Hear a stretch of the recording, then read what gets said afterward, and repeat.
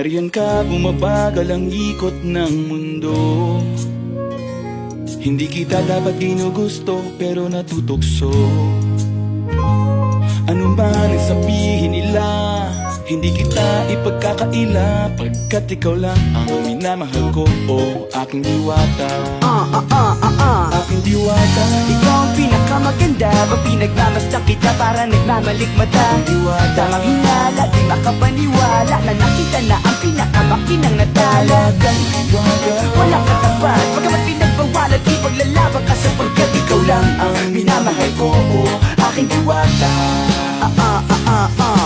Naaalala ko pa nung una kang masilayan, nang hihinayang gustong gusto kita kausapin, makilala, subalit may kaba, kaya nahihiya lang sinayang. Anak katardang tadhana, karapat dapat nga ba na magkandara pa sa isang prinsesa na may delikadesa? Kesa sa ganon, baka sakaling game ka maging reyna. Date tayo, oo ikaw at ako, di pa rin natin ang iba't ibang parte ng mundo. Tugma pa rin kahit sabihin hindi tayo bagay, kasi tao tayo, sumaragsa at malumanay kung sa bagay. Karangalan ko alagaan at pahalagahan ang natural mong kagandahan.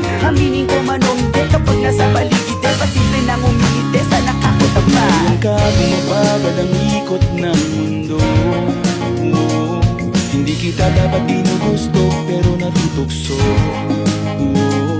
Ano man ang sabihin nila, hindi kita ipagkakaila, pagkat ikaw lang ang minamahal ko, o aking diwata.